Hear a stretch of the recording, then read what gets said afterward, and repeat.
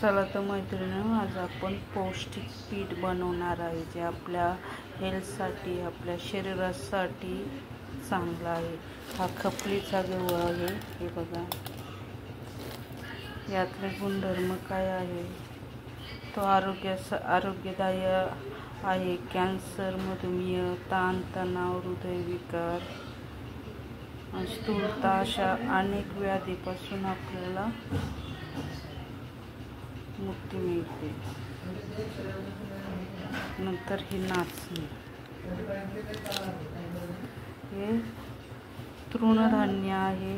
यामध्ये कॅल्शियम, प्रथिने, फायबर भरपूर प्रमाणात आहे। हे मधुमेहासाठी पण चांगलं आहे।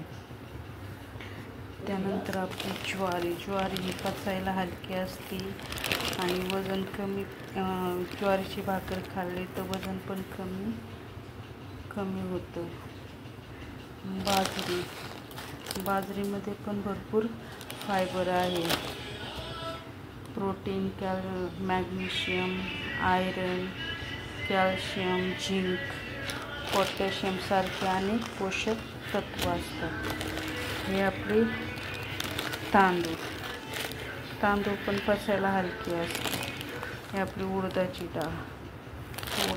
डाळ पण या थंडीच्या दिवसात किंवा पावसाच्या दिवसात कमरासाठी चांगली असते। मेथी दाणे, हे मी सर्व अर्धा किलो घेतलेले आहे। खपलीचे गहू, बाजरी, आपली ज्वारी, हे तांदूळ, नाचणी, हे आपले उडदाची डाळ आणि हे मेथी दाणे सगळे एकत्र करून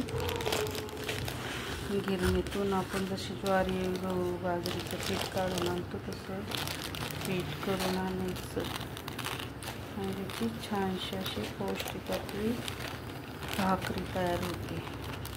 ती कशाबरोबर पण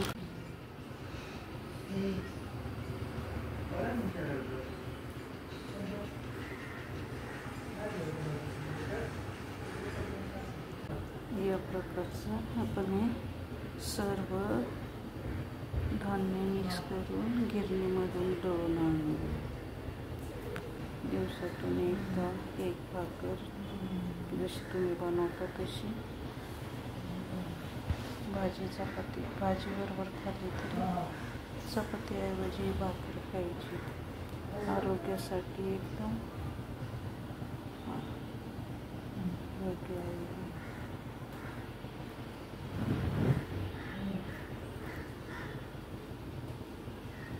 होईल तेवढं आपल्या आरोग्यासाठी आपल्या घरातून काळजी घ्यायची।